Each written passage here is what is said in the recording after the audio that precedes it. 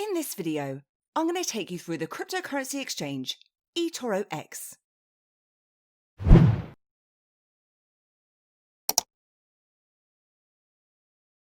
And this will be a beginner's guide, so I'll show you how to deposit your crypto, trade and withdraw from the platform. But first up, a little bit about eToro and eToroX. And for the latest information on eToro, please check out everybithelps.co.uk. So similar to the likes of Coinbase, which I've also covered, there are 3 different platforms from eToro, which are eToro, eToroX, and the eToro wallet. eToro is the trading platform, which is more aimed with the beginner in mind. You can buy and sell not just crypto, but stocks, ETFs, commodities, and currencies instantly. And you can also copy other traders. However, you will find that the fees will be higher here, and that's because you're going to be paying for a convenience. eToro also have their own wallet app too, for storing your crypto in a mobile app. Next is the eToro exchange, which as I said, we're going to be covering today. eToroX was launched in 2019 and is the crypto subsidiary of eToro, built almost as a bridge between the traditional financial sector and the crypto space. And they offer cryptocurrencies such as Ripple, Ethereum, Bitcoin, Bitcoin Cash and Litecoin. Plus, they also have a number of stablecoins, which are pegged to various world currencies and gold and silver, and they include the likes of GBPX, EURX, GoldX, etc. Now, the exchange is aimed at slightly more experienced traders, as the exchange platform itself is more advanced. But if you're new, you'll find that once you get your head around things, there's a wider range of crypto assets and stablecoins with more competitive fees and trading options available to you. And I have a full tutorial available which covers how to buy Bitcoin, showing all 3 different platforms if you're interested in finding out more. But let's jump into it. And to get started, you'll need to have an eToro account. I'll pop my link in the summary below, and if you'd like to use it, I certainly appreciate it.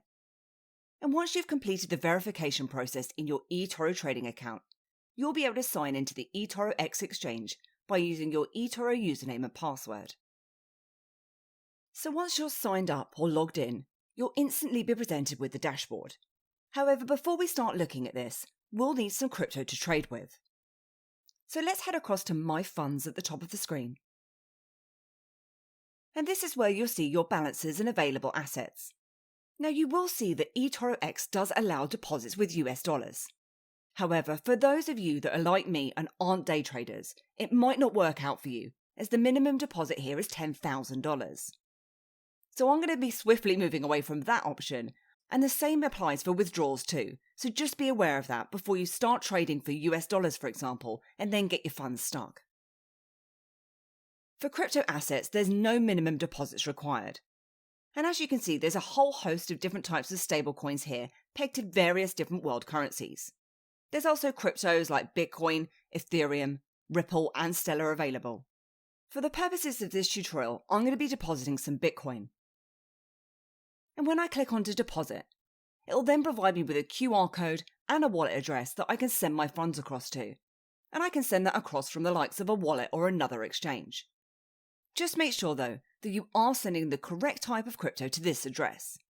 If, for example, you send across Ethereum to this Bitcoin address, you could potentially lose your funds. Now, when I deposited my funds, which I did over the Christmas period for this tutorial, they didn't actually appear under my funds straight away. However, after a few long-winded discussions with eToroX support, my funds are now appearing. And this can be really frustrating and worrying, especially when you're new to crypto or investing in general. But if you do have any issues, you can contact eToro through their customer support on their site. However, there is a 7-day response time.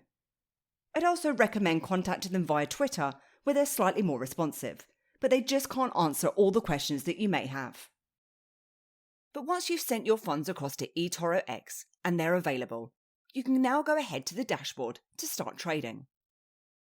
So let's take a look at the screen first. So first of all, we have our instruments, which is essentially our trading pairs. So if I check out the pairs for BTC, I've got a few options here. Then over on the right, it will show me the market that I've selected, the last price, 24-hour change, high and low, as well as the volume. There's a market view here showing you different pairings, and you can change that to candle charts and view that over various periods of time. Plus there's also market depth in here too. Then in the bottom left is our order book with buys in green and sells in red. We have any open orders here, cancelled in here too, which we're going to discuss in a moment, trades and funds. Then finally, a trade history in the far right hand side of the screen.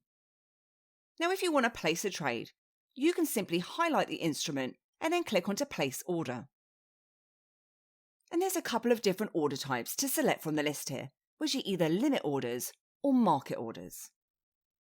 And the fees that you're going to be paying here will depend on the type of order that you choose from this list. So let's take a look at those now. So eToro fees are all based on your monthly volume and a maker-taker model. Now, as I said earlier, I'm not a day trader. I actually buy my crypto and I hold it for the long term. So I'm going to be seen as Tier 1, which is under $100,000. And in this case, if I'm a maker, I'll be paying 0.10% for my trade. And if I'm a taker, I'll be paying 0.24%. You'll come across maker and taker fees a lot in exchanges. So in case you're not aware of what these are, I'll quickly explain them. So if I place an order at the current market value and is therefore completed immediately, I'm deemed as a taker of the market, as essentially I'm taking the current market price. However, if I become a maker of the market and I define a new price that is not immediately matched by an order on the order book, I pay less fees at 0.10%. So a taker is a market order, and a maker is a limit order. With a market order, you simply put in the amount of Bitcoin that you want to buy or sell, and then you can place your order. This will then fill immediately, and you'll see your new crypto or stablecoin appearing under your balance, which you can then do with what you like. However, I personally recommend withdrawing it, which I'm going to show you in a moment. However, what if you're not in a rush, and the market is a little too high or too low, and you'd rather wait for the market to reach a price, and hopefully you get a better deal? Well, in this way, you can create something called a limit order. You enter the price that you'd like to buy or sell at, and then you need to enter in the quantity that you'd like to buy or sell. Then once I place my order, I'll just need to wait for the market to reach that price. And I'm going to be paying at that reduced rate of 0.10%. Now the good thing about this is that if I've made a mistake or if the market moves dramatically in the wrong direction, I can always go ahead and cancel my order if it's still open, and then I can go ahead and retry. And the exact same process will apply if, for example, you're buying Bitcoin instead, and you want to buy it at the lower rate than the current market value. Now, as with many exchanges, you won't have access to your private keys with eToroX, and they state that they store some funds in cold storage and hot wallets. However, I'd recommend storing your crypto in a wallet where you have access to your private keys when you're not actually trading. So let's take a look at how to withdraw from the platform. And just one thing to note here is that in order to withdraw, you first must complete the verification process in your eToro trading account. You need to have withdrawal and deposit 2FA enabled in your eToroX account. Plus, you also need to add the destination withdrawal address to your eToroX account. So let's start with that. So for us to add the withdrawal address, what we need to do is head across to our settings and go to security. Then head to the whitelist addresses, and this is where you can add approved addresses to withdraw your funds to. So let's manage and add our method. And from here you can select the currency from the drop-down.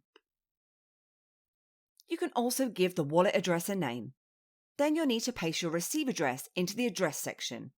And again, you're going to want to double check that the details are correct, as transactions sent to the wrong address may not be recoverable.